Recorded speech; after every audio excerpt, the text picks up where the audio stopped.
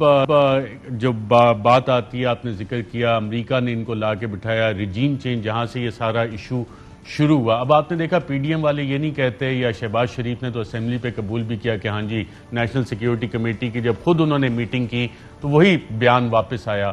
جب آپ نے پہلی این ایس سی کی میٹنگ کی تھی تو کیا اس میں جو ڈیفنس فورسز کے سربراہان تھے اس میں کسی نے یہ کہا اور سبسٹینشیٹ کیا تھا کہ یہ تو کسی ایک پولیٹیکل گروپ کو سپورٹ کرنے کے مترادف ہے جو کچھ باتیں ڈونلڈ لو نے کی؟ کیا یہ آپ بتا سکتے ہیں ہمیں؟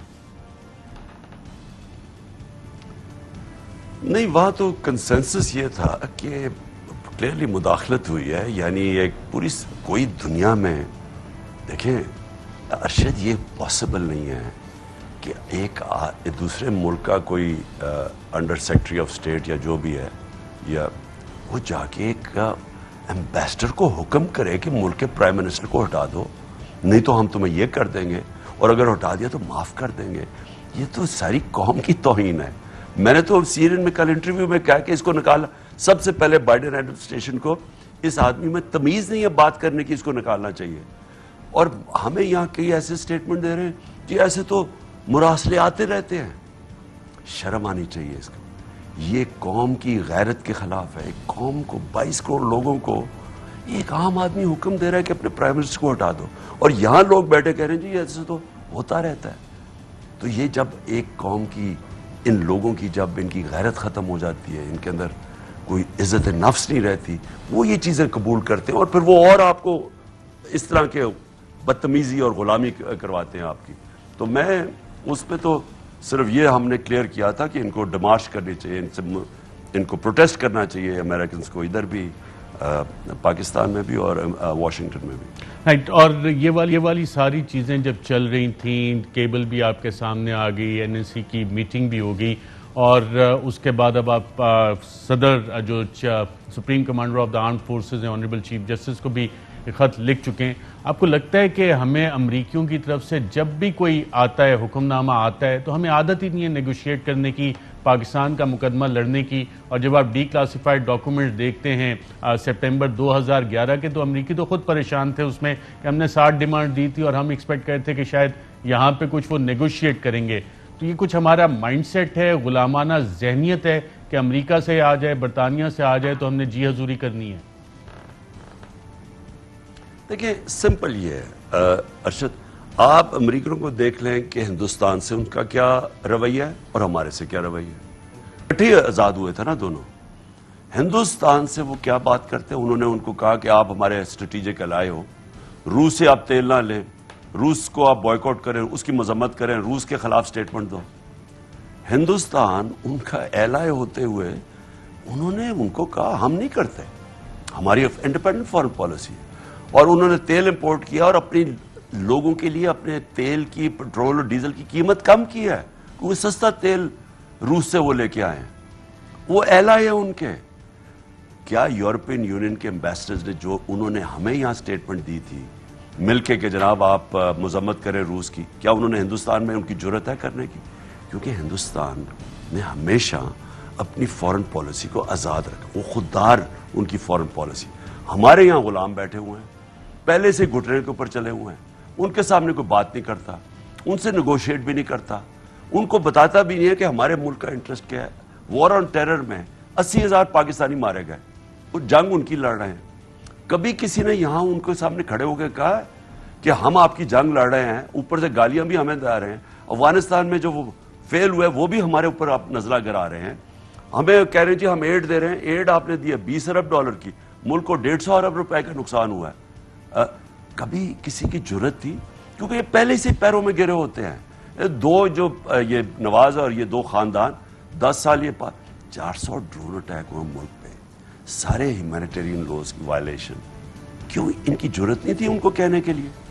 تو جتنا آپ امریکنوں، میں ان کو جانتا ہوں، آپ جتنا ان کے پیروں میں گرتے ہیں وہ اور آپ کو استعمال کرتے ہیں، ٹیشو پیپر کی طرح استعمال کرتے ہیں، کیونکہ آپ اپنے آپ کو ہونے دیتے ہیں.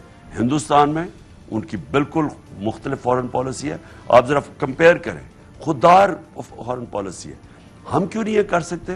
کیونکہ یہاں جو اوپر بیٹھے ہوئے ہیں اربوں روپیہ ان کا باہر پڑا ہے ان کے ملکوں میں، یہ اپنے پیسے کے غلام بنے ہوئے ہیں. اس لیے میں کہتا ہوں کہ کبھی اس ملک میں کسی پولیٹیکل پارٹی کو ووٹ نہ ڈالو جن کے لیڈرز کے پیسے ملک سے باہر پڑے ہوں۔ عمران خان صاحب، جب آپ یہ بات کرتے ہیں اور بطور وزیر اعظم، کہ آپ کو یہ ادراک تھا، آپ کو یہ بریفنگز دی گئیں کہ ایک ریجنل باقاعدہ طور پہ نیا بگ پاور گیم یہاں پہ ہو رہا ہے، اور آپ کے ذہن میں کیا تھا جب آپ نے ایبسولوٹلی ناٹ کہا، جب آپ بار بار ذکر کرتے ہیں وار اگینسٹ ٹیرر کا، کہ پاکستان کے جو ہزاروں فوجی ہمارے لا انفورسمنٹ کے آفیشلز ڈیلی شہید ہوتے ہیں، ان کی جان کو بچایا جا سکتا ہے، پاکستانی شہریوں کی جان کو بچایا جا سکتا ہے، یہ آپ کی کنسیڈریشن تھی ایبسولوٹلی ناٹ کہتے وقت، یا کہ ریجنل پاور گیمز میں ری الائنمنٹ ہو رہی تھی تو آپ نے اس وجہ سے ایبسولوٹلی ناٹ کہا؟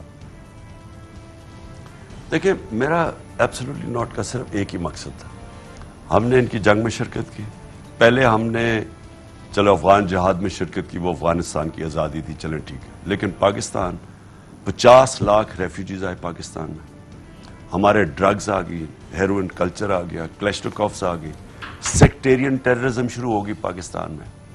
وہ تو ہمیں چھوڑ کے جیسی وہ سوویٹ ہارے، انہوں نے تو سینکشنز لگا دی پاکستان کے اوپر، جو پریسلس سینکشنز تھی 2 سال کے بعد۔ تو اس کے بعد جب دوسری دفعہ انہوں نے ہمیں کہا کہ آپ ہماری جنگ میں شامل ہوں، میرا پوائنٹ یہ تھا کہ ہمارے کیا لینا دینا تھا اس جنگ، میں نے ہمیشہ اس کے خلاف بات کی۔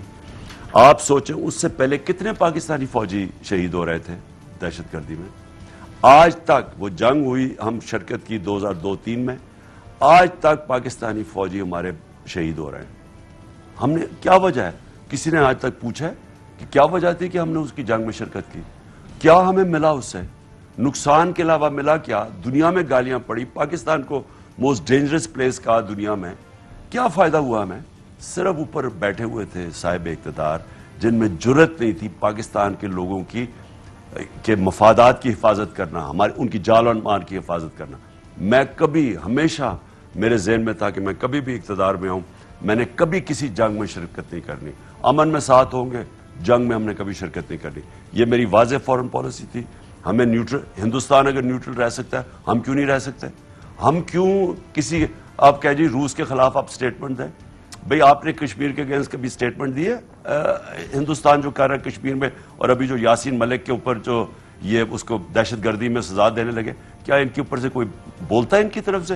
ہمیں کیوں کہہ رہے ہیں کہ جناب آپ ان کے آپ کی جنگ کے اندر، بھئی آپ کو روس کے بیچ میں ہیں، ہم کیوں جا کے سٹیٹمنٹس دیں؟ ہمیں کیوں کہہ رہے ہیں سائیڈز لو؟ سو اس لیے میرا صرف پاکستان کی فورن، ہماری فورن پالیسی ہمارے لوگوں کے لیے، جو ہمارے لوگوں کی بہتری ہے اس کے اوپر ہماری فورن پالیسی ہونی۔ ہمیں اپنے لوگوں کو کسی اور کی فورن پالیسی کے لیے قربان نہیں کرنا چاہیے، یہ میری ہمیشہ سے، دوستی سب سے ہو، دوستی سب سے ہماری ہو، لیکن جو فورن پالیسی ہو ہمارے لوگوں کے انٹرسٹ کے لیے ہو۔ عمران خان صاحب، کل آپ نے کہا آپ آئیں گے اسلام آباد، تو آپ کیا لیڈ کر رہے ہوں گے؟ آپ کو آلریڈی تھریٹ الرٹس ہیں، آپ کی زندگی کو خطرہ ہے، جان ہتھیلی پہ لے کے آپ کیوں نکلیں گے اور کیوں لیڈ کریں گے قافلے کو اسلام آباد کی طرف؟ کیا حاصل ہوگا آپ کو؟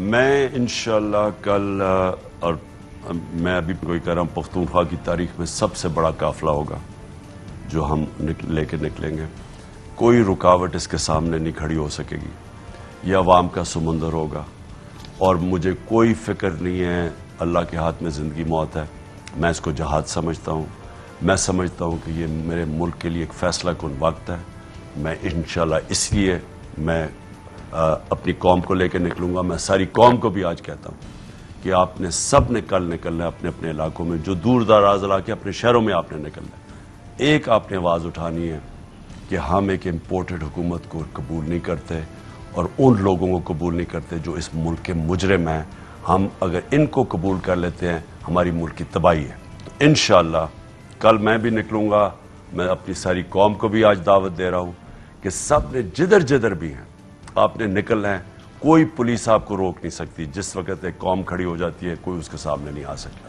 میں آپ سے اجازت چاہتا ہوں اور میں یہ بھی چاہتا ہوں کہ آپ اپنا دھیان رکھیں۔ Thank you very much former prime minister.